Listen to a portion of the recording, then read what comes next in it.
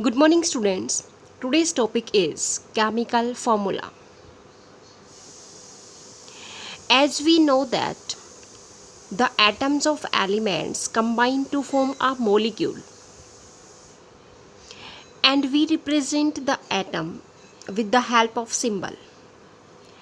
So in the same way, the molecules can be represented by the help of symbols of constituent atoms.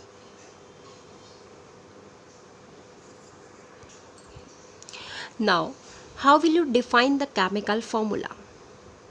The shorthand representation of the name of a molecule with the help of symbols and valency of the element. Means we can say that the shortest way to represent a compound in the terms of symbols and valency of the element. This is also called as chemical formula. Chemical formula shows its constituent elements and the number of atoms of each combining element. In case of ionic compounds, the charge on each ion is used to find out the chemical formula of a compound. Like this, H2O. This is the water molecule.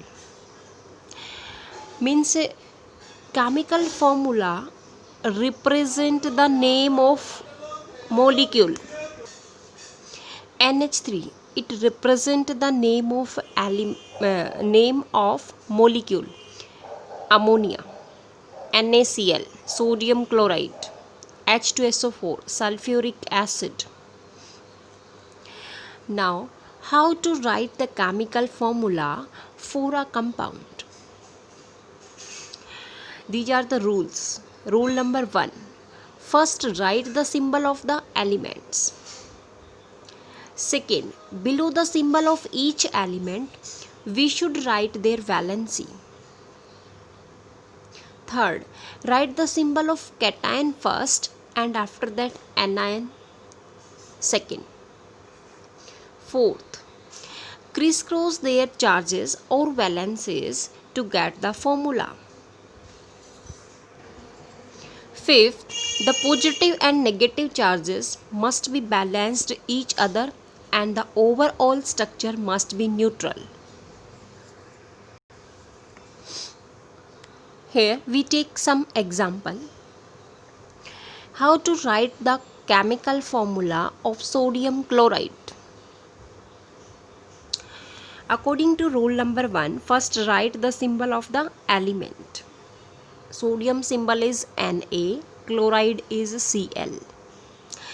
In second step, we have to write the valences of these symbols. Sodium having +1 charge and Cl having -1 charge. After step number 2, in step number 3, we have to crisscross the charges or valences. Means plus 1 charge goes to Cl and this one goes to sodium. Means sodium is also 1 and Cl is also 1. So its formula is NaCl. These valences you can learn from the previous video. I have already sent the valences table. Now next is potassium bromide. Potassium symbol is K, bromide is Br. Potassium having +1 charge, bromine having -1 charge. Ide means negative charge, it means -1. First we have to write the cations and after that anions. After crisscross, it will form KBr because potassium is also 1, Br is also 1. So positive and negative charge are balanced. So the overall structure must be neutral. So this method is called as crisscross method. we have to write the chemical formula by the help of criss-cross method. Next example, zinc oxide. Zinc symbol is Zn, oxide is O. Zinc having +2 charge, oxide having -2 charge. After criss-cross, these valences remain same. So Zn2O2. You have to not write the positive and negative, because positive and negatives are balance each other.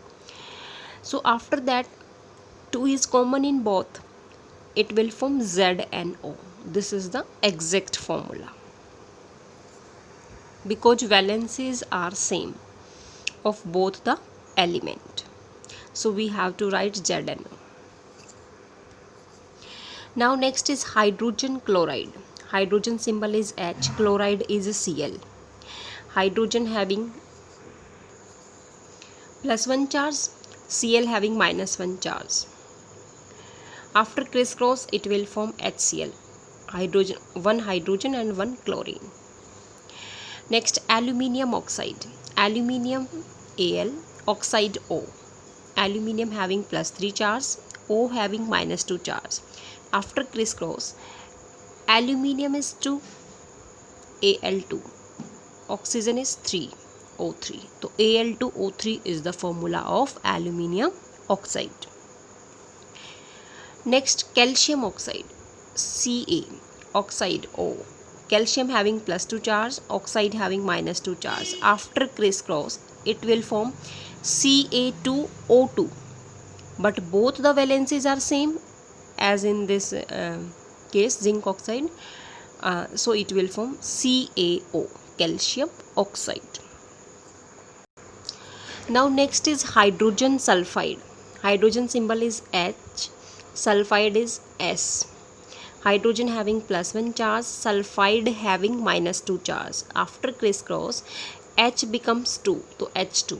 S is only 1, so H2S. So overall formula is H2S.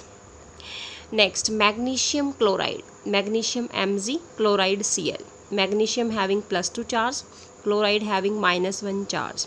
After criss-cross, it will form Mg, because Mg is 1 and Cl is 2. So MgCl2. This is magnesium chloride. Next is sodium nitrate. Sodium symbol is Na, nitrate is NO3. Sodium having +1 charge, nitrate having -1 charge. After criss-cross, it will form NaNO3, because both the valences are same. So need not write 1. Now next is potassium carbonate. Potassium symbol is K, carbonate is CO3. Potassium K having +1 charge and carbonate having -2 charge.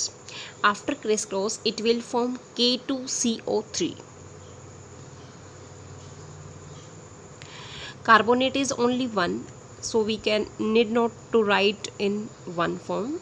It is simply CO3. Aluminium hydroxide. Aluminium having symbol Al, hydroxide OH. Aluminium having +3 charge, OH having -1 charge. After criss-cross, it will form one aluminium and OH is +3. OH means hydroxide. OH, that is becomes 3. So if we, in the case of polyatomic ions, the ions, for these ions we use bracket before writing the number to indicate their ratio. So here we use bracket. When we have 2 or more same polyatomic ions in the formula, then we use bracket. If here suppose we don't use the bracket, then aluminium also becomes 3. O also becomes 3. H becomes 3. So here aluminium is only 1. So here we use bracket. Bracket means after open the bracket we can easily shows that oxygen is also 3 and hydrogen is also 3, but aluminium is not 3, aluminium is only 1. So for polyatomic ions we use bracket, because polyatomic means ions remain same, means this carry single, but it is made up of 2 or more atoms. So we use only bracket for the polyatomic ions. Same in this case, ammonium sulfate. Ammonium having NH4, sulfate having SO4. Ammonium is having charge +1, sulfate having -2. After crisscross, ammonium becomes 2, but sulfate is only 1. So here we use bracket. Ammonium having 2. Bracket, after opening this bracket, nitrogen is 2, but hydrogen already 4 and it is also multiplied by 2, so it becomes 8. And SO4 is only 1. So here we use bracket for the case of polyatomic ions. Next is ammonium carbonate. Ammonium symbol is NH4. Carbonate is CO3. Ammonium having +1 charge, carbonate having -2 charge. After cross multiplication, it will form NH4 twice CO3. This is also a polyatomic ions. Here we also use bracket. Copper sulfate. Copper Cu, sulfate SO4. Copper having +2 charge, sulfate having -2 charge. So Cu2 SO4 twice, or both the valencies are same, so need not write the bracket because both the valencies are same, so it becomes neutral. CuSO4. Now next is calcium hydroxide. This is Ca, hydroxide is OH. Calcium having +2 charge, hydroxide having -1 charge. Means here charges are not same. First is +2 and second is -1. So we use bracket for this ion because hydroxide is made up of oxygen and hydrogen atom. So calcium is multiplied by 1, so this is Ca, and OH is multiplied by 2. So here we use bracket. Because this is also a polyatomic ions. Charges are not same, so we write Ca bracket OH twice. So with the help of these rules, we can easily write the chemical formula of any compound. But first we have to learn the valences table of all the cations and all the anions. Then we can easily write the chemical formula of any compound. Thank you, students.